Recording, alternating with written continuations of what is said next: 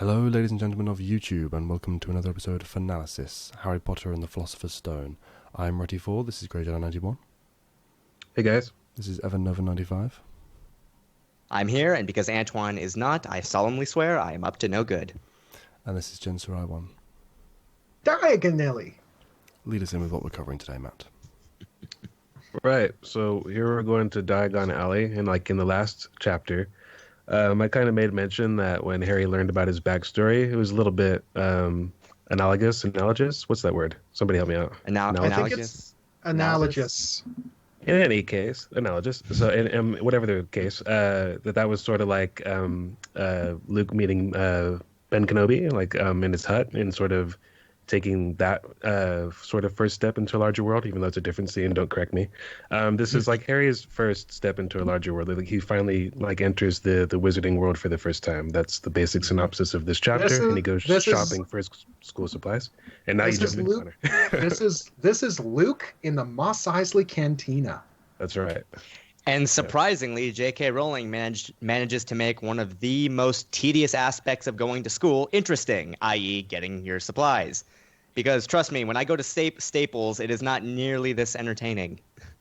No? You don't like the industrial-sized coffee cans that they sell or any of that? You don't get a big thrill? Maybe a little. Maybe it's just me.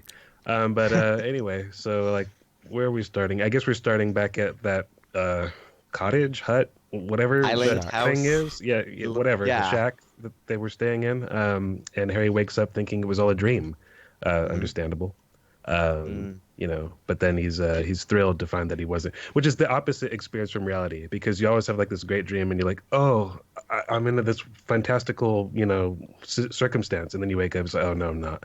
So it's completely the opposite of reality. It's nice to have him not be disappointed by that. The one good thing that's happened to him and it's actually real.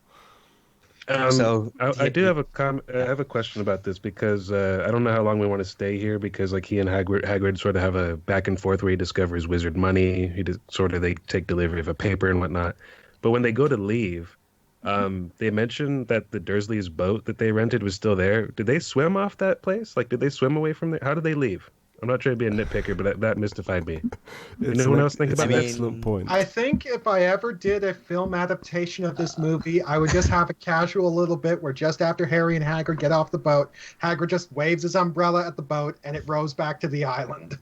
Probably a good Because call. he's like, I guess, yeah. I can't be a douchebag. I can't just leave him there. I honestly are they didn't even still think there? about that until you mentioned that just now. Are they still there? Are they? They're still on the. I guess I don't know how big the They island didn't leave is, in the but last chapter, so they probably would still be.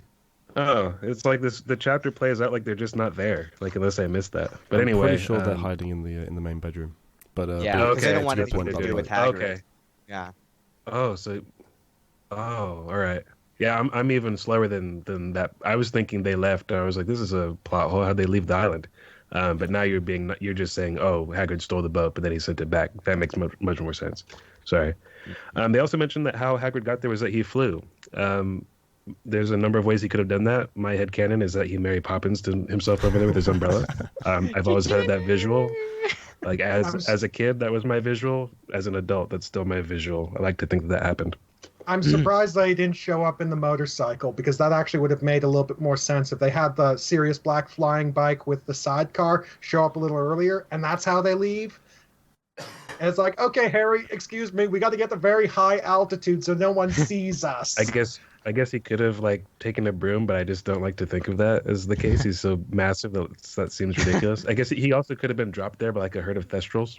I guess, I like the Thestrals or the motorbike idea personally. Yeah. It is kind of odd how underutilized that bike is in the series as a whole. I know. Especially given how it shows up later, you'd think it basically became Hagrid's go-to method of transportation.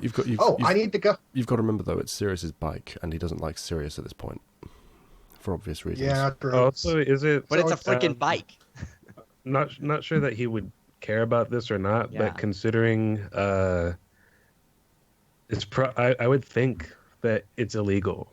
Considering that Arthur Weasley's car wasn't legal, I would think that there's something like Sirius doesn't seem like the kind of guy that went out and got a permit to do this to his bike. It just seems like something he would just do because he's serious. Yeah, because serious. Yeah. So it might just be Yes. something that they, don't use unless they need to for that reason. Why did Mr. Weasley have it anyway? Because it shows up again in the seventh book, and he was tinkering with it. He had it all this time. I guess I got the impression that Hagrid had it all this time, and then he just took it to Weasley, Arthur to get it fixed.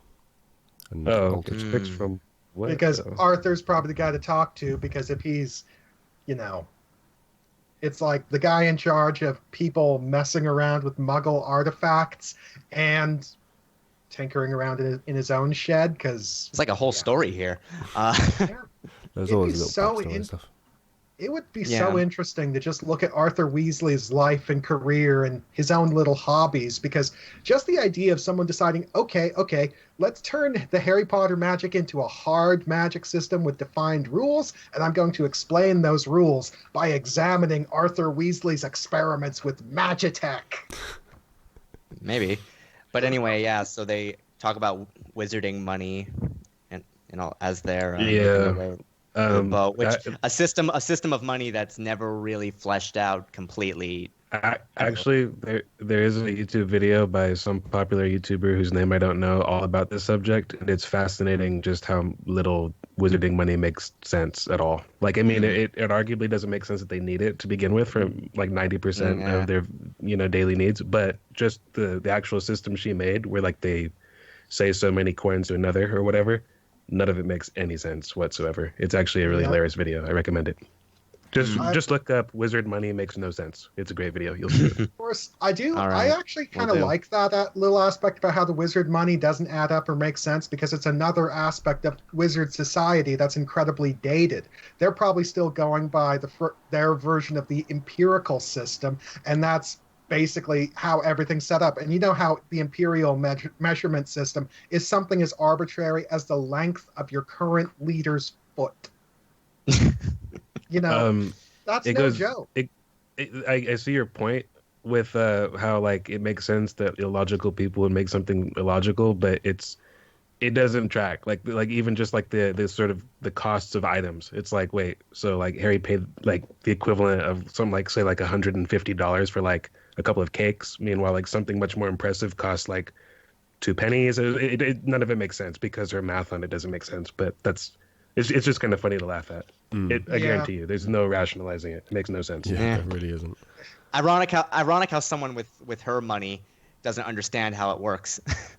To be honest, she wrote this before she had all that money, though. Joke. Joke. And I can just imagine her personal accountant, who is otherwise a huge fan of the books, just loving to needle her about her bad math. But we also get a discussion on Gringotts and the Ministry as they're rowing across, as they're magically rowing across the sea. Yeah, basically, it's like a lot of the dialogue bits that in the movie are transposed later and put in when they're actually in Diagon Alley. There's actually a whole thing in the book where they're discussing it on the way, with Hagrid just explaining it to Harry. Whereas, Whereas in I the don't movies, mind- it's kind of like you said, it's kind of explained gradually at different points. explained as you go, which I don't mind. It kind of tightens up the movie's pacing a bit, and it kind of helps. Yeah, you have to do that with the movie. I mean, this. Correct me if I'm wrong, but I think the movie goes straight to like he's done shopping and it's like time to go on your train now. That's how it feels like. But in this, he goes back home for a while, like a month or Yep. so. Yeah. Yeah. Rest of the Maybe summer. not that long, but like a couple weeks. Yeah. Yeah. And the family basically just doesn't acknowledge him. Of course, that's next chapter. We're getting ahead of ourselves. But so we have. I think Callan mentioned the Ministry, Callan, I think, as well. That's where it's first brought into the story. Yeah, they introduced the Ministry as a bunch of bumbling fools before we ever meet the Ministry at all, which is appropriate. So she clearly had that outlined early on. Definitely. Yeah. We're not proven wrong in later books. Mm-hmm. This was an accurate description. Of course, talking about the Ministry for a second, like one of the aspects where Wizarding Society is dated, the problem is that the Ministry, too many positions in it, as I see it, are appointed. So you have too many people being appointed to positions that, based on, political advantage and, backroom dealings, as opposed to best guy for the job. So as a result, nothing works right, because you got too many people who are in a position just because they want it on their resume. They don't care about the position itself. No, it's very How do they archaic. get there? Yeah, it's very. Yeah, I was just thinking about like They even have like a whole Wizard there's a whole bit Gamox. of business in book 4 about like somebody who's completely incompetent, but they keep her around because reasons, like you know, but whatever. Just a stupid person you keep around as the fall guy. Anything goes wrong, his fault. As I said, I mean, world Harry- building is not her yeah. speciality. She didn't put much work into just Absolutely. defining everything here. Yeah. Absolutely. But you know, I will say that even disregarding that caveat about like how her world building isn't that realistic, wizards would be like a really hard group to corral, like and govern. But these people, they really don't do an even half good job of it. That's why it's easy to poke fun. And like they actively like take an active role in messing things up later on in the series, as we'll see. Yep. And Harry asks Hagrid, why all the secrecy? And Hagrid's, like, well, if they knew we existed, they'd want magical solutions to all their problems, which is an interesting little thing you could play around with. Yeah, it's like the grossest It is simplification true. in human history. Yeah. Yeah. Of course, it's another little expression of Hagrid's more simplistic, straightforward mentality. It's like he's not someone who spent years and years thinking about the ramifications of wizard and muggle segregation. He's just like, it is what it is. It's been like this since forever. Who cares? Yeah, and he's not technically wrong. It's just there's a lot more to it. There's a lot more to it. Depths that Hagrid himself isn't quite noticing, but that's just because he hasn't actually stopped and thought about it, because why would you? For him, it's just a fact of life. That's also the most appropriate way to explain to an 11-year-old why. Anyway, Right. just drop it. We don't want to be a part of that world. Come on, think about it.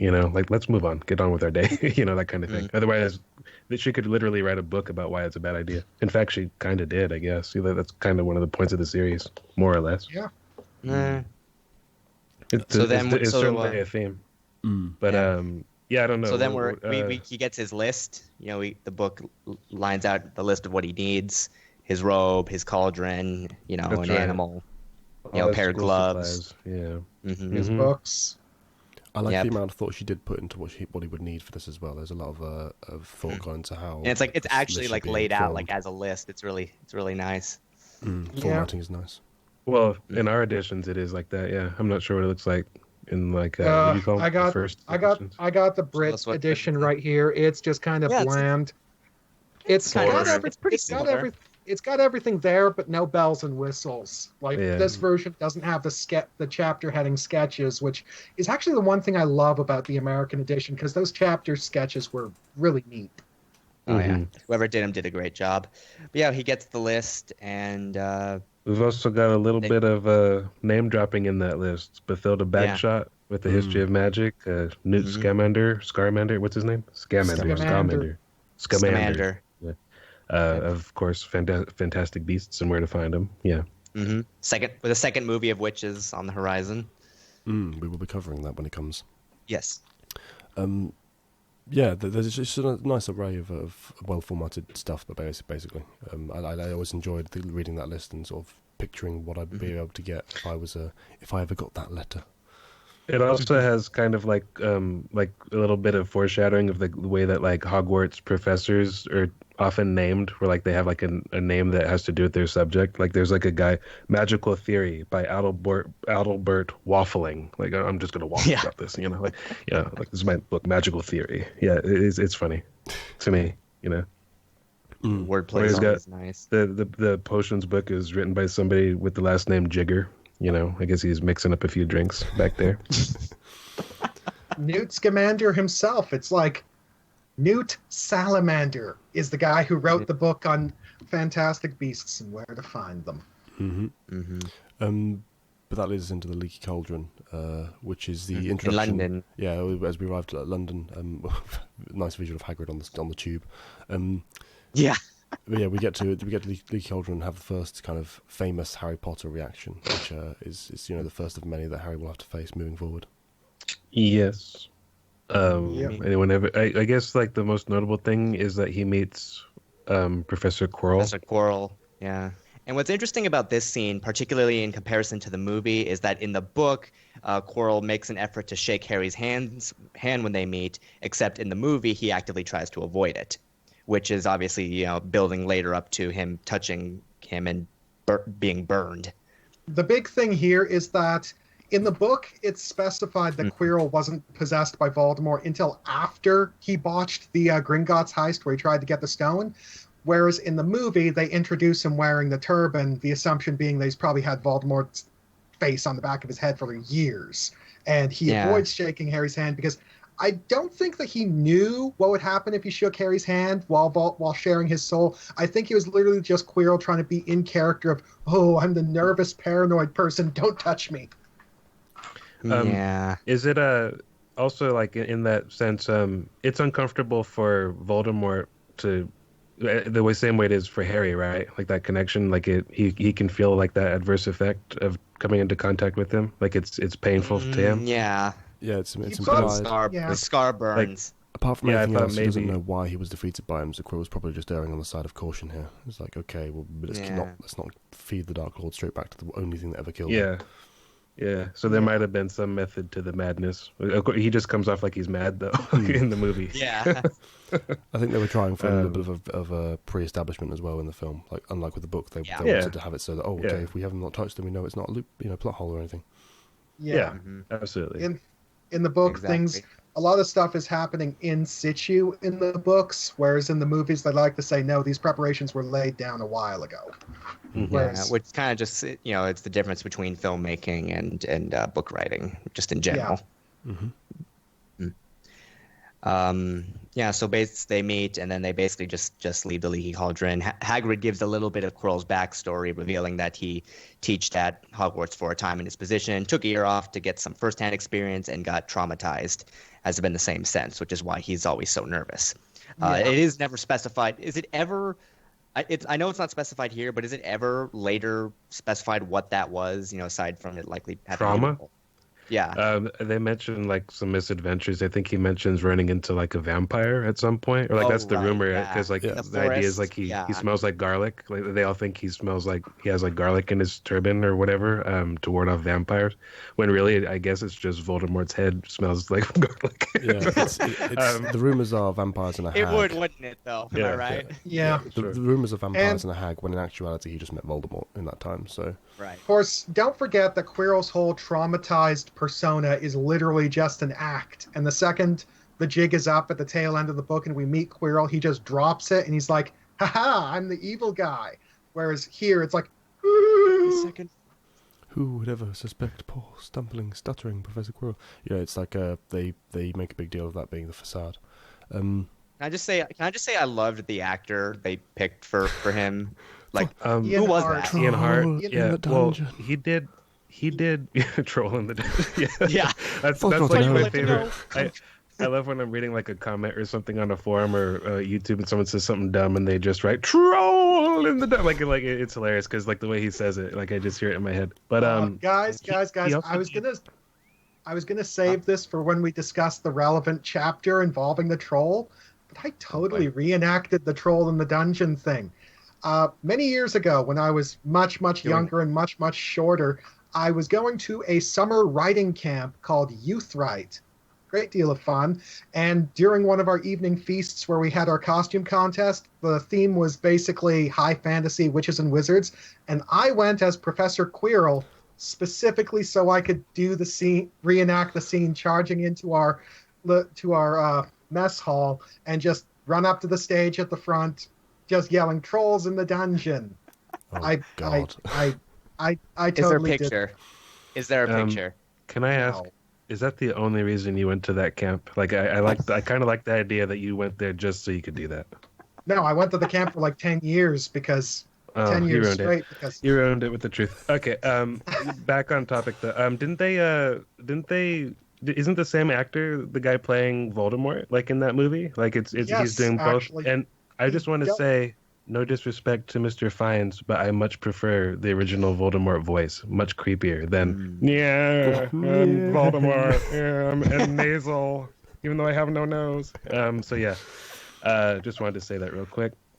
But we got derailed. We're done here. Yeah, we're done in the Leaky Cauldron. Right? And they go shopping. Which again they managed to make very interesting. But prior to that, they go to Gringotts because then it's going to get the money. You need to get shop money. Without money. On leading up to it, though, I like the description of the actual alley itself. That she does a really good job of capturing the kind of wonder a kid would feel, and it's like a kid in a toy store. You know, it's like, oh wow, what if all looking at every building, it's great. It's like, I want my wand, and it's like, yo, we have to get money first, you know, that kind of thing. It's very cool. And talking about the movie for a second, I really love the set design for Diagon Alley, aside from making the Gringotts Bank all crooked. That was a little off. I think Gringotts should have been perfect and pristine and straight because goblins.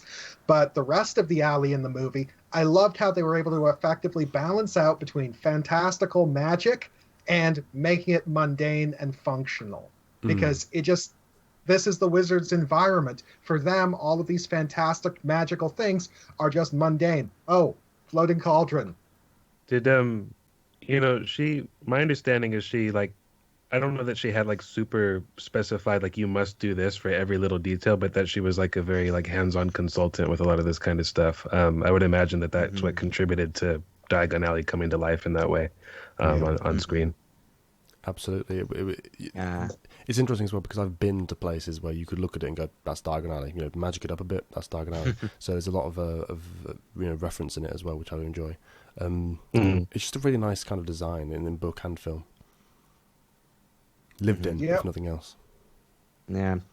So they go to the bank and meet the goblins who they're fun. they're weird and kind of another part of the flawed world building by themselves, the goblins. Yeah. But we get introduced to everyone's favorite character, Grip Hook.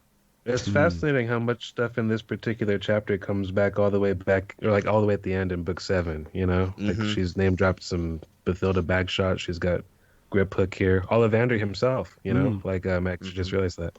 There's all this stuff that comes back much later in bigger ways. Plus the whole discussion about Gringotts. She'd be mad to try and break into Gringotts. And there's dragons and stuff. Which pays off. Like these things pay off. Yeah, it's interesting. And it is interesting to see just how ridiculous and extreme a lot of the security measures in Gringotts are, like to the point where it's like they go up to Dumbledore's vault, which Grip opens by dragging his finger along it, and Harry asks, what would happen if someone who wasn't a goblin did that? Oh, they'd be sucked into the vault. Okay, and how often do you check when someone's stuck in there? Once every 10 years. Yeah. I like the idea that someone got super lucky and did that like the day before. And somebody's like, how long have you been here? Oh, you don't want to know. Like, it's just been a couple hours, you know. But they check the schedule. It makes sense as well that the place should be as heavily guarded as it is, because obviously with wizards being able to do so many extraordinary things, there need to be many extraordinary things to stop them, because this is a bank and you just protect the money. And keep your money in check. It's the kind of culture too, goblins, that would like devise methods like this, I think, because they enjoy it. You know, like they're so good at this because they like these sorts of innovations. They're not entirely, they're not all the way practical. It's just something that they love doing. Yeah, they're very eccentric. Yeah. And the other thing I do like is because they make such a big deal about how formidable the bank itself is, it kind of retroactively makes Quirrell himself that much more badass, because it's like Quirrell, before he had Voldemort possessing him, just on the back of his own capabilities, successfully broke into Gringotts and got away scot-free. The only reason why the heist was a failure is because the object he was coming to get was already taken. I hadn't thought about it that way. You know what? I need to stop listening to Voldemort so much, because I think I specifically remember him calling out Quirrell as like kind of useless, like in a later book. But the funny thing is that when I was actually reading the Pottermore article on Quirrell, it's like J.K. Rowling actually kind of stated that, no, this guy is actually very, very capable in his own right. His big problem is his lack of self-esteem, which is what allowed Voldemort to manipulate him, because he was able to talk him into, do unto others before they do unto you. And Quirrell just bought into that. Yeah, because he was so desperate for something to boost himself up and make himself more than he thought he was. Whereas the irony is that if he had actually had more strength of character, he could have turned into something really amazing. And that's one of the things I find so interesting about so many of the Harry Potter wizards, which is so many of them represent a form of squandered potential. I mean, this is definitely And no Gilderoy Lockhart. He's definitely got the capability of backing up the. Backing up the Well, who truth. is? We can't all be Gilderoy. Yeah, such an Yeah, achievement. no. But you're right, Well, Connor. the funny It's- thing As is he that would, remind you, I the think. funny thing is that Gilderoy Lockhart himself is a perfect example of that, because when you look at the stuff Gilderoy Lockhart can do, he's really, really, really good, but he He's can't good do at one anything thing. else. True, Yeah. true. He is very good with memory charms. Yeah. Yeah. But you're right, Connor. That, specifically Quirrell. It's worth of note that he is noteworthy as a wizard. And it's like that's I have also a kind very of specific set of skills. and that's also the thing that makes Voldemort himself so abhorrent, because he's not just trying to subjugate other people beneath himself, he's also trying to prevent them from coming into their own, because other people coming into their own are equals to him and therefore threats, and he's got to be the best because I'm Voldemort, bitches. So I don't think I quite agree with that. He's so arrogant and so good that I don't think he sees very many people that way at all. Like, I just really don't think he views most people as possible threats. he's not thinking about let's nip it in the bud before it's a problem. He barely acknowledges human worth in any capacity. Yeah. Which we'll get to later. It's like he and he actually like sometimes gives you a reward, like if he thinks you're worth his time. Like Bellatrix brags about how she was taught personally the dark arts by him. Clearly Snape learned to fly from him, and that's something he probably only got for serving so well. Oh my god, can you imagine the flying lesson scene? It's just okay, so what you do is you hold your arms out like this, like a bat. That's another thing. They don't really ever They explain don't how that- specify how it's done. Yeah. But how it's I done. was before they spelled out That'd be a that very Snape- interesting sequence. Yeah, before the they training. showed that Snape could do it, I just assumed it was because Voldemort was something less than human. Like after all he'd done to himself, so he could do it. He could get away with To the point where he whatever. could just enchant his own body as Yeah. if it was another object, because it's a vat-grown homunculus body. It is an object. Now, I've this never is in the put that context way of the before. books. In the films, freaking everyone can fly. Yeah, Yeah. right. God. Yeah, dude, yeah. Ugh, which is so Which is Totally. kind of lame.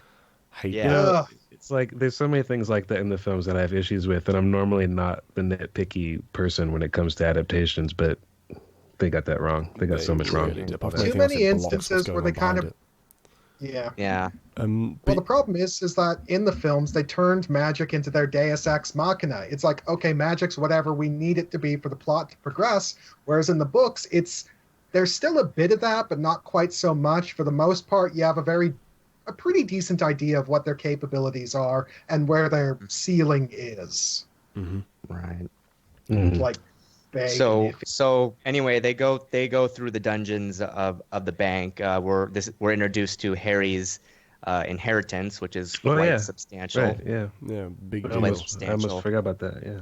Yeah. A lot of money. Also, we don't know what his parents did. I think we know it their was full. spelled out in Pottermore that they had started like some kind of... wasn't like the Potter family like They sold some sort of really- potion, right? Yeah. It was Harry's great grandfather or great great grandfather, who ironically enough I think he was also named Harry. Don't quote me on that. I think I just- remember reading something like that, yeah. Yeah, and it's Yeah. like basically that one guy made the frickin' wizard equivalent of hair gel. And Is they that what it made was? Yeah, it was some kind of sort of innocuous which is perfect potion. given yeah. given And the they- Potter's hair problem. And then I know, it basically just turned it. They made so much money off that Yeah. that the family spent years just being able to coast on the royalty Yeah. checks Potter and not fortune, actually needing to do anything. So it's like basically what happened with James and Lily is that they never actually got jobs after they graduated. They just signed up with the Order of the Phoenix and started fighting Voldemort. That's all. That's all we knew because- from the actual books themselves. They were full-time order members. So yeah, it's interesting. Yeah. that they got that backstory. Yeah, it of the was Potter clearly... family itself. Yeah. James being born into a wealthy family, and that's just one more thing for Snape to be jealous of. We'll get to that more later. But yeah, I mean, like that's I always got the impression he was well off the way Sirius was, except happy the way Sirius wasn't. You know. Yeah. Yeah. But So yeah, he takes some enough money to get his supplies, and then we go to the next vault. You know, as Connor mentioned earlier, Dumbledore's vault to get a super secret special package. Indeed. You'll Vault never guess what's in there. 713. Yeah. Don't be thinking it's the Philosopher's Stone. It's not. I checked. It's something else. No. Yeah. I love how he even points out, this is to do with you-know-who, and the Goblin's like, okay, why would you tell me that? Yeah. It's Hagrid is not the best secret keeper in the world. Mm. Shouldn't have told you that. No, I should not have told you that. He's not a good keeper of secrets. It's also actually, all through this chapter, he's kind of bragging about how trusted he is too by Dumbledore. Yeah. Oh, trust me with the important stuff because I'm Hagrid. That's his claim to fame. He's the sort of person where you can rely on him to do a job and do it well, but don't rely on him to keep secrets. Don't give him any intel ever, because all you have to do is just get this guy a little bit drunk. Yeah. Offer him a dragon. Exactly. Yeah. Also, before we move outside the bank, just before they get Harry's stuff, they're zipping through the catacombs on the cart, and it has this really funny line where Harry's like, "Hagrid, what's the difference between stalagmites and stalactites?" You're right. And he's like, One's got "Stalagmites a has an M." Yeah. M. My bad. Yeah. Yeah. And then it's like, and don't ask me questions just now. I think I'm going to be sick, because I guess Hagrid gets car sick. I also think a part of me thinks I don't think that was a sarcastic comment. I think that he literally thinks that's the difference. Yeah. Like that's the way it's spelled. For anyone who doesn't know, No, stalagmite is from the ground and stalactite is from the ceiling. You can tell because stalag is ground and stalac is ceiling. If that's how I remember it anyway. Thank Okay. you so much. I didn't mean that to sound. No, I literally. I didn't remember. Yeah. Our audience is a little more informed now. Anyway, they exit the bank and they. So this is Yeah, where they go they- shopping for the rest of his stuff. It's Cauldron. sort of amusing, this part where he's got all this money and Hagrid's like, no, you stick to your list, because he wants to buy all this outrageous shit. Like he wants like a solid gold cauldron and stuff, things like that. Yeah. God, can you imagine if he turned Which again up to is that? very much how a child who Yeah, didn't absolutely. grow up with much would act. It's not Yeah, it's not a precisely. character flaw. It's just like he's in wonder. I have money. Why would you not? Yeah. But yeah, I'm glad he stopped him on the gold cauldron. That would be Yeah, it would have very- melted, right? Well, I mean, presumably it's enchanted, dear. but apart from anything else, he would be judged as all hell. It's like, here, let me put my golden cauldron down. Yeah. Yeah. Well, it doesn't even matter if he was judged by others. Snape would look at that. Yeah. Like, could you imagine that? Oh my god, that would be bad. Oof. Yeah. But yeah, he goes to Madame Malkin's. It's the first kind of major stop. And here we He's meet... getting his robes, and he meets. Now this woman must have figured out, like, she has to enchant her clothing with something that forces the clothes to unravel every year, because otherwise, why should anyone keep coming back and paying her every single year? She has a racket going on. In a world with magic, this is like the one thing that no one should have to buy every goddamn year is Yeah. robes People- that all look the same every year. Precisely, people who make robes really should, or any type of clothing should really be able to enchant it so that they can't be shrunk Yeah. or grown to fit later years, or fixed or anything like that, because that's the She- only way the she- economy is going to work. I absolutely Yeah. believe that she sews these with self-unspooling thread after 365 days or whatever. Yeah. But the big thing about this chapter is that he meets Draco Malfoy. Not that they don't He's introduce not- each other. by Another name. another big he's- departure from the movie.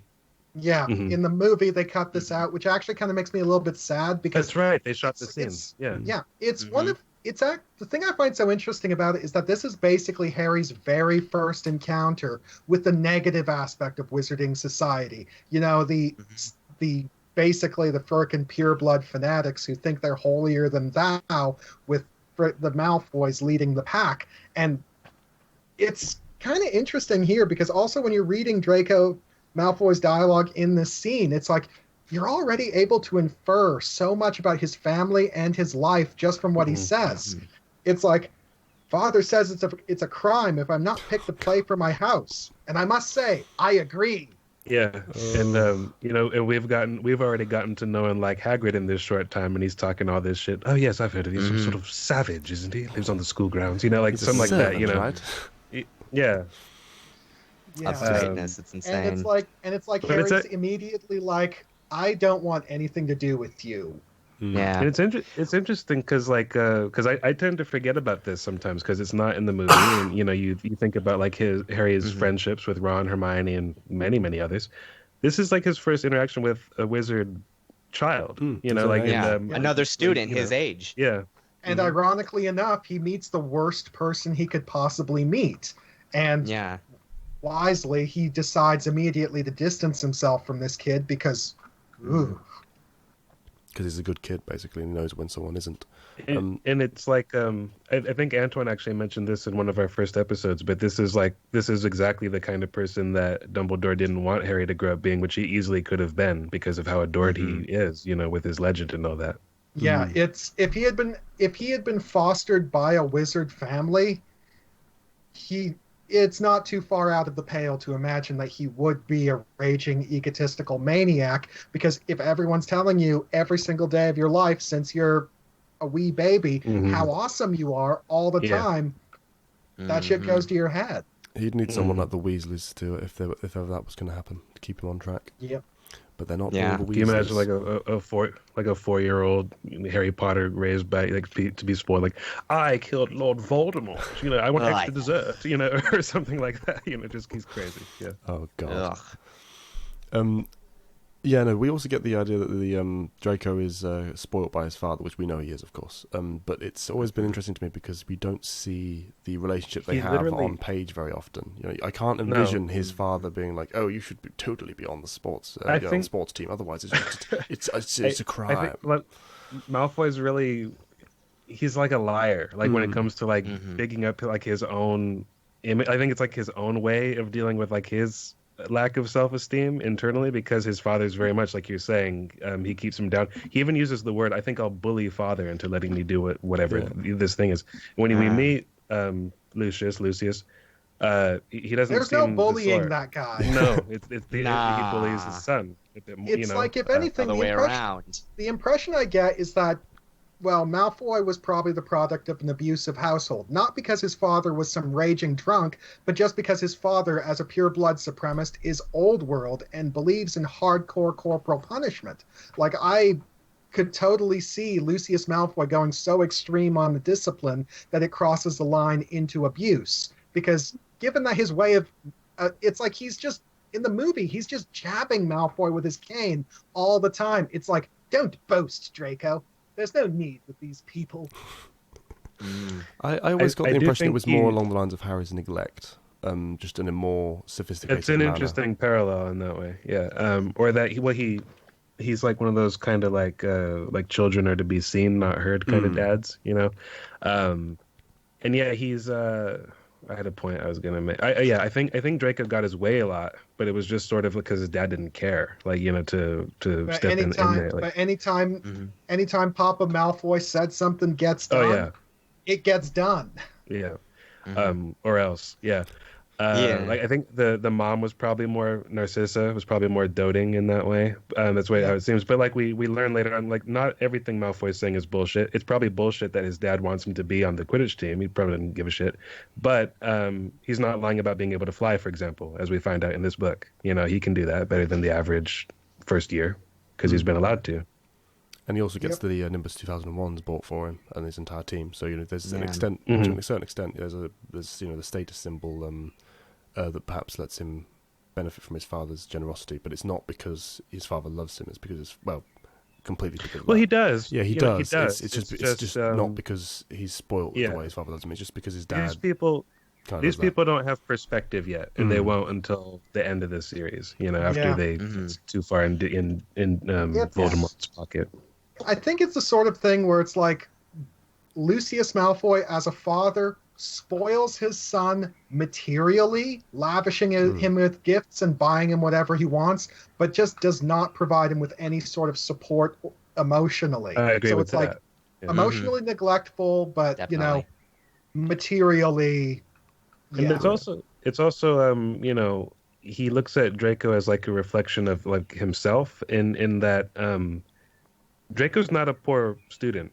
He's not. Like if you actually look at what you add up everything he's capable of late in the books, he's a competent wizard. But the fact that the best student in his year is a Muggleborn is all his dad looks at. When it comes to judging his performance, like that's shameful. So that's sort of I think it's a big thing too later on. Speaking of years, this sequence is also our first introduction to the houses. To name drop. Yeah. Yep. Slytherin and Hufflepuff represent. God, I think I'd leave if I was a Hufflepuff. Am I right? Wouldn't you? I'd leave, wouldn't you? Yeah. No Man, Hogwarts is respect. going We to need the no dogs. respect. Just a lot of No respect. lot of duffers. That's what everyone says. Yeah.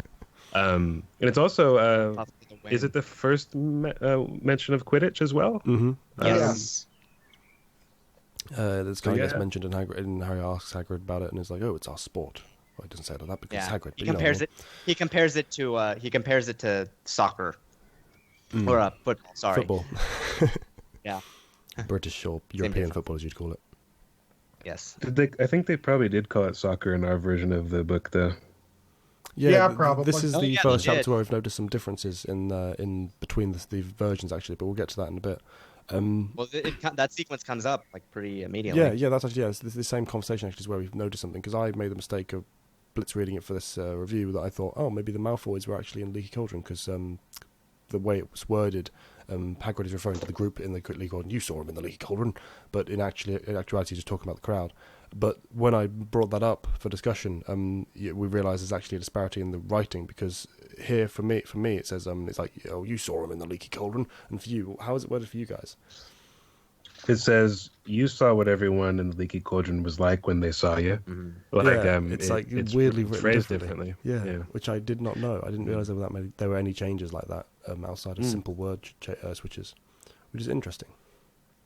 I think I mentioned this before, but it's like the difference between the British edition and the American edition. I kind of got a bit of a rude awakening to back in my novel study course back in elementary, where we were studying this book. I had this copy, the British edition.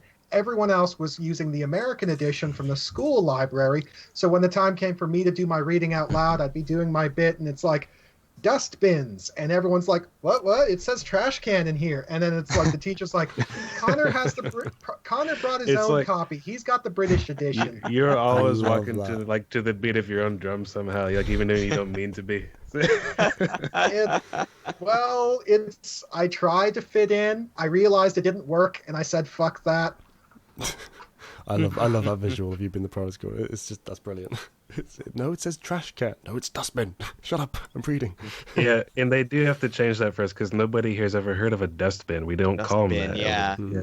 But that I can kind of change understand I the logic. I can understand the logic behind the term dustbin, but at the same time, for someone who doesn't have a background in British culture, what the hell's a dustbin? Yeah. It's because we used to have smaller versions of them where we'd sweep literal dust into them during our cleaning, and it kind of evolved from that. That's what I figured, until because you dump your dustpan. Yep, you dump your dustpan into a dustbin. Because there's plenty of words you guys use, like rubbish. I don't know anyone over here who uses the word rubbish, but we all know what it means. But other words like what? Like snogging. We had no idea what that meant. That's out of fashion now, but for about 20 years, that even was the so norm. though. But you know what it means. Yeah. That was I always thought that. The funny thing is that when I first heard the term snogging, I understood that it was a reference, but I thought it was a reference to straight up sex, like, not just. This is a kissing. very different Hogwarts opinion. Oh dear. Well, anyway, so that's the credits to Prisoner of Azkaban. Oh god. Okay, come on, man. Reel it back. Anyway, yeah. Basically, Quidditch is lightly explained. Then they go to a book place to get Harry's more of Harry's Flourish spell and books. Blots. It's not don't say it's Flourish and Blots. I was going to say. Sorry, place, Flourish man. and Blots. It has flourish in the name, man. Don't make it mundane. Okay. Anyway, yes, he gets a bunch of books, and then we are introduced to Hedwig. It's like, I know. I'll get you your owl. And yeah. I love his reasoning though. He's like, no one uses a toad anymore. It's that's out of style. I'm allergic to cats. So you know what? I'll get you an owl. Yeah. And I'll get you an owl. Cats are out because I don't like them, Harry. You can't have. I'll be visiting you a lot, right? I don't want your cat around. Yeah. Whereas for me, it's cats all the way. I miss my kitty cat.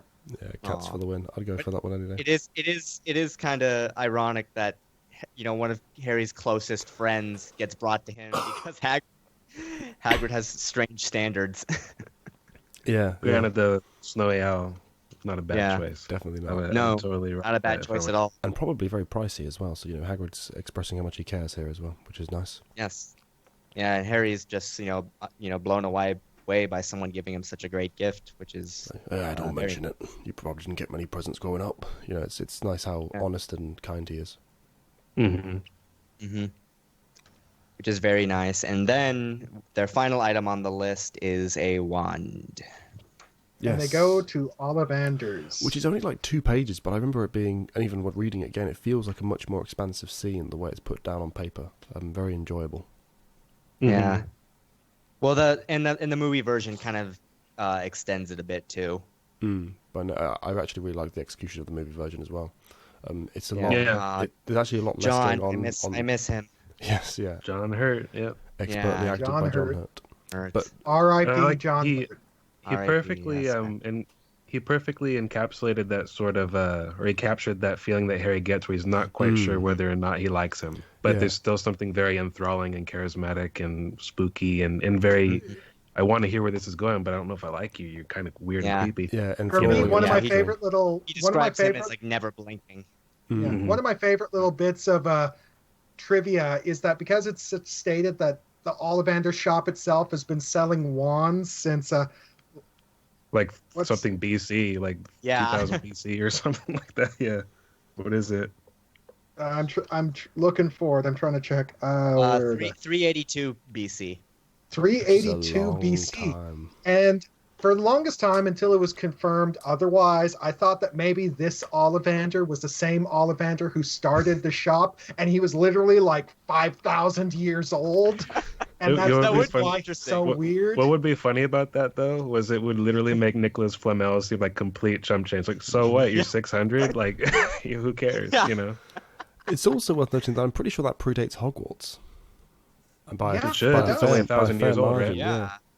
So it's like, if anything, Hogwarts is actually a relatively recent institution in the wizarding community. Yeah. Relatively. There are a lot of things that are introduced later that predate Hogwarts. Ollivander being one of them. Yeah, but it says a lot that he was the one who probably gave the founders their wands.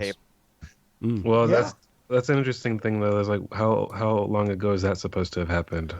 Well, because Merlin is she spells him out as a Slytherin. Yeah, but Merlin is also one of the original students, I think. Oh, okay. I think one of the original students of the founders. And I found it so interesting that Merlin was confirmed as a Slytherin, because it's like, for every single person thinking about the archetype of Merlin, you're comparing him to Gandalf. You're thinking he's the wise, fatherly figure like Dumbledore, so Gryffindor. But then when you actually look into Merlin himself, he's got a bit of a dark side. And the idea of him being Slytherin, it makes sense in retrospect. I mean, it's not just in this universe. Like, actual tales about the actual mythic Merlin were, very much in that mold in a lot of ways. Yeah. Like the Nicole Williamson Merlin from the movie Excalibur. That's great Merlin. Great movie, too. One of the archetypal versions of him, definitely. I want to say real quick, this is not a big deal. I'm a little surprised at how not super expensive wands are. He only paid 7 galleons for that. I know. I think the reason why they're not super expensive is because while they are difficult to make, the materials themselves are easy to come by in most cases. If you're trying to get a thestral hair, good luck. Yeah. Or a phoenix feather. I would even think a phoenix feather. Yeah, I was thinking that was one of the less more mundane ones. Unicorn hair, thestral hair, like, okay, phoenix feather. Come here, dragon heartstring. I think the other thing, though, is that they work very hard to keep the price down because wands are such a fundamental piece of equipment. Yeah. They can't make them unaffordable. I'm just thinking along the lines of, I have this skill that nobody else has. Like, there's like 2 or 3 people on the continent that know how to do this. Like, I'm charging outrageous prices. Like, that's just my thought process. But But that's one thing. I'm thinking definitely that if the government is going to do one thing, it's going to be regulate the price, market price of wands, because people need them. They need them, but it's like most people they only get one. It's like I don't have repeat customers. It's like I got to keep the price high. He probably gets a massive payment from the government, I imagine. Probably. Oh, so Ollivanders is subsidized. I think the other thing to consider is You also just ruined the thing that magic. Sorry. technically speaking, to survive as a wizard in this world, you don't need any money at all. You can just wave your wand and create food, drink, and shelter for yourself. You don't need to buy anything, technically speaking. Well, so not maybe food. We had this discussion in a different episode, actually. But yeah, that's the one exception. I agree with you. But where were you going with that? Sorry. Where I was going is maybe the idea that maybe Ollivander himself just does it for the love of the craft. It's like he just loves making wands, and he doesn't need government payouts because he can sustain himself with magic, and no one's. Yeah. I imagine he probably owns the building his shop is set up inside, so no one's. Better. I was just saying, after thousands of 2,500 years, I'm still paying off the rent. I'm still renting. Yeah. I mean, he took off a really big loan when they found it. Yeah. For the record, I don't think the shop's been there for thousands of years, but his family's definitely been selling the ones for sure. Yeah. And by the way, like this is like of all the world building, I'm not like saying that this is like the most ridiculous thing. It just surprised me when I saw 7 galleons. I think he paid like 30 galleons for like those stupid omnioculars that they got. You know, 15. Like 30 I think galleons. I think it was 15 per, if I remember correctly. Okay, so he paid 45 galleons for those. That's what I'm saying. It's like he paid almost 7 times like the amount. That's crazy. The omnioculars are always the thing I come back to when I'm gauging like financial balance as well, actually, because those are crazy. Those are the most ridiculous, frivolous expense, and that's it. Kind of fits though, because when you buy something like a drink at a sports game, it's outrageous. Those are probably like nothing items when you buy them normally, but they just jacked up the price because you're at the World Cup. And when I got my first ever binoculars as a kid, when we went to RAF Air Show, they always had these really expensive binoculars set up on these stands, so I always kind of got that same feel from it. It was like I could relate to it even as a kid. Yeah, but anyway, Ollivander, shows his love of the craft by being able to, in detail, describe any wand he's ever sold, including the ones he sold to Harry's parents. Nice little personality quirk there. Basically, they just, just like the movie, they try different wands. That was loud. Sorry. Basically, like in the movie, they try, Harry tries different ones. A lot of them don't really work out until we get to, what does he describe that one as? I know it's Phoenix Feather, but like, what's the rest? 11 inches, Hollywood. Right. Hollywood. The wood is holly. Holly and Phoenix Feather, 11 inches, nice and supple. We get the sequence of the wand like connecting to him. He feels like the warmth in his hands, and he does a little light show, is all happy about it, which... first ever display of him using magic with a wand. Interesting stuff. Is it? I wonder if everyone is like, oh, it's my wand's like sign is the same, or if like it's just random mayhem all the time in his shop. Like, who knows? I get the impression it's random mayhem. Because people always talk about how people kind of. This one turned your skin blue. It's perfect for you. Let me fix that for you before you leave, though. That'll charge you. That'll cost you extra. Like, I had to, If I'm giving you the one for this low price, I need to charge you for something. Of course, one of the differences between the book and the movie is that in the movie, when Harry's waving wands experimentally, he completes each wave and performs a random act of magic like destroying a vase or blasting out half of his shelves. Whereas in the book, when he goes to wave his wand experimentally, it's like most of the time he doesn't even get to complete the wave before Ollivander snatches it out of his hand. It's like, okay, that one's not going to work for you, so let's just abort that spell before you blow up my store. Yeah, he knows the danger. You can tell he's been doing this for a while. Yeah, I like the visual of like the idea that he can kind of sense the magic coming from the wands beforehand, the intimate connection he has with his own creations and their wielders. And it's also really important to note that this is the establishment of the wand chooses the wizard. I was just going to say that. That's the thing. I don't know how well that was implemented in Book 7, but we will get to that later. But it is nevertheless forecast at this moment. We also get the backstory. We also get the little backstory about how Harry's wand and Lord Voldemort's wand are the same. Not the same, connected. Yeah, which will be brothers. Very important later on, particularly Book 4. Yes. But there was implemented well. I don't have a problem with that. It's the wand choosing the wizard stuff. I'm going, wait a minute, no. Which Malfoy. I also do find it interesting how Ollivander refers to Voldemort's wand as being a very evil-looking and used wand, and it just my mind instantly flashes like to the movie where it has like a literal like hook It's at like the a end. talon or something at the end of it. Yeah. Yeah. Weird. Well, It's this like is one thing you would think selling a wand that looks like that would be a bit of a red flag. I'm just saying. Well, That's what I'm about to this say. is You've got to something remember. You've got to remember. He made that wand, and then he sold it to the creepiest kid he probably ever met. It's like, well, nothing. Perfect. No bad will come of this.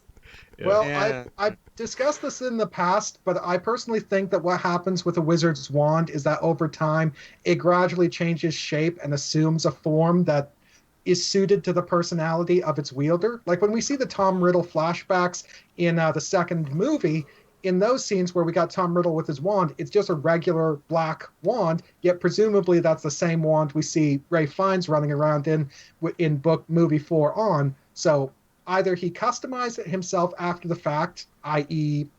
Lucius Malfoy with that snake head thing, or the wand itself literally changes shape like your weapon in Fable 3. Well, to be fair, in the I can- films, I can all buy of the that, ones, yeah. The movie thing. in the films, all yeah. of the ones got a makeover because someone decided Yeah. these IKEA sticks should probably be improved. Which I like the middle ground between the two personally. I don't like how crazy they went with it, but I definitely like the customization, kind of the unique designs they went for. Just One of my tone it back a favorite bit. One of my favorite Yeah. wands would actually be the Hermione wand from the later movies, because what that thing had is it was still a straight stick. It didn't. Callan owns that. Indeed, I just got it out. But oh, neat. But the thing I love about the Hermione wand is the fact that it still looks like it was made by hand. It didn't look like it was picked up off the ground. I did not like the bark wand that Harry started waving around in the later movies. I kind of preferred the cleaner wand, the more polished wand he had in the first movie. I agree. I like the original design simplicity. I just wish they, when they decided to go for a more unique approach, they should have dialed it down a little bit and not gone quite as extreme. But I see what they're going for. Yeah. Again, Voldemort with his freaking hook at the end. Yeah. Anyway, So are we wrapping gets up? his Yeah, wand that and basically wraps it up. They Yeah. leave. So we're, they leave Diagon Alley, and with they the go stuff. Get And, lunch. They go get yeah. some lunch, and Harry talks about just sort of the daunting future ahead of him and how like everybody thinks he's so great and he doesn't understand why. And then Hagrid steps into Hagrid role and just tells him, hey, everything's gonna be okay once you get to Hogwarts. Don't worry about it. Which is very true, and and very this is relatable because it's it's the first day of school. Everyone has that fear, and every parent ever goes, "It's fine, you'll make loads of friends," and that, and it's one of those things that every kid fears, and almost every kid just gets through. It's very warm and welcoming, and kind of everyone's lived it. Mm-hmm. Yes. But at the same time, there's always that uncertainty, and there's always the worry that instead of being a warm, welcoming environment, it's just going to be some unfamiliar hellhole where you can't connect with anything. You're just in a place that you equate with a prison because you're just not fully present, I guess. And it's especially true in this instance because he's not just going from one of his usual schools to another one of his usual schools. He's literally going to a completely different world. Whoa, so yeah. that intimidation is all the more so. Definitely. Oh, and he so the chapter also ends with him getting his ticket for the Yes, train. yeah. The platform. Yeah, because nine, he's being three-quarters. sent back home. Yeah, Yeah. with the Dursleys, and Hagrid reassuringly says, "If you have any trouble with them, just send me an owl." So I kind of wish that had happened. That would have been entertaining to watch. Yeah. And he gives him his ticket, and Harry wants to watch, Hagrid as long as he can, like while the train's leaving. But when he blinks, Hagrid's gone. Did Hagrid apparate? Pretty sure. Yeah, Pretty sure that's the probably. indication. I think it's Hagrid's another competency is showing again. Yeah, Yes, it's another one. It's another indeed. one of those instances where Hagrid performs a casual bit of advanced magic that, technically speaking, he shouldn't be able to do. But, well, the thing about apparition is when you actually stop and think about it, it's relatively easy to conceal because as long as you're not they do it all around the any time. other, as long as you're not around any other wizards, and there are no wizards to say, "Hey, Hagrid shouldn't be using magic. What the hell?" He can just do it. Mhm. You just blink and think, "Oh, I must have imagined it," kind of thing. It's one of those easily most dismissible things. Yeah. Unlike the film, they don't warp and fold in on themselves and then just corkscrew Yeah. off into distance. They actually, just turn on the spot and disappear, which I really enjoy in the book version. Mm-hmm. Yeah, in the movie they also they add this noise to it, Yeah. when it comes in. I- That's not very stealthy. Yeah, in Yeah. the books, Well, it's that's the always funny thing it's about always in like the a books, pop they or a pop. swish. Yeah. It's pop or a swish Yeah. of the cloak. Well, the I books. think the other thing the books also describe there as being a loud cracking sound. So, and one of the things I noticed is that when you pay That's attention, house elves. Yeah, that's house elf ones. That's like a That's different house elves, branch. yeah. but what I noticed is that most of the time, whenever apparition produces any sort of noise, it's usually because it's being employed by someone who's not very good with it. Or, whereas whenever you got an expert apparator like Dumbledore, it's literally like he just silently comes into existence, and that's that. Whereas when you got a regular ass average Joe wizard, pop. Yeah, Dumbledore's got style. I like that actually, that interpretation. I enjoy that because it speaks towards the raw primal power of the house elf crack as well. Because they rip through the air and appear no matter what enchantment's trying to stop them. Yep. So I like that visual. One thing about the movie where it's like their portrayal of apparition that I don't like how far they went with it and having the Death Eaters just turn into frickin' smoke jets through the air. But One of my I do biggest like, hates of the films. yeah, That's supposed to be apparition. I thought that was just straight up flying. Yeah, that was just them flying. Yeah. I'm pretty sure it's supposed Right. to be a slight combat version of apparition, and they hate it. Yeah, I know, because it kind of ruins the setting. Because Voldemort, instead of being this great flying bat shape, he's just another frickin' smoke cloud. I always thought, there's that as well. But I just thought it was like a way of cheaping out on animating magical stuff, like Doctor Strange style. So they just had everyone just turn into viscous, smoky, liquidy things and it just go around the screen. It's like a screensaver over and over again. Yeah. It's like, this is lame, not cool, but whatever. Yeah. But that being said, What a wonderful note to end this on. I do like the idea of apparition, of the form of your apparition being kind of somewhat unique to you. So it's like Voldemort apparating. I actually kind of like what they did in the movies applied to him specifically, like the whole warping in and out of existence with that whole sound. Or that was a terrible version, whatever. But that's that sound, because Voldemort himself strikes me as the sort of person who wants to make an entrance. He wants his appearance to be something that makes everyone go, "Whoa, what the fuck?" I think it depends though, because like one of my favorite versions of him doing it is it was a surprise, like when his voice came from off page or whatever, off camera, like when Harry's talking with Bellatrix and he's like, "Can't I, Potter?" Like when he's like, he can't hear you. He's like, "I'm here, motherfucker." It's like But anyway, that's many books away. That's 4 books away. Yeah. We'll get to that. Nice bit of prose. I enjoyed that. But as that well. tees off this chapter. It's a good one. It is a good one. It's a lot of information given very interestingly. It engages you despite the fact that they're just going shopping. You learn a lot about the world, a lot about the characters. You meet Malfoy. You learn about the wands. You learn about the houses. So much is going on here, and it's a reasonably short chapter despite that. Yeah, that's why we've talked so long, even though it's a short chapter. It's the first for many things. There are just so many details. Mm-hmm. And so much of it comes back again in these, like specifically the 7th book. And that's it's all kind of talented. We've discussed that to death over and over again, but that's one of the areas where JK excels. She's good with the foreshadowing. She's good with referencing past details and having things kind of loop back around and tie up into a nice bow. This chapter begins a lot of circles that will, close in upon themselves in that last book. So yeah. Yeah. But so anyway, that's it, right? done, really, yeah. I am ready for, and I still don't have an outro. Graded at 91. He always says that. He's a liar. Bye, guys. Diagon. Evanova 95. We hope you guys enjoyed. We'll see you guys later. And mischief managed. Good job. Goodbye.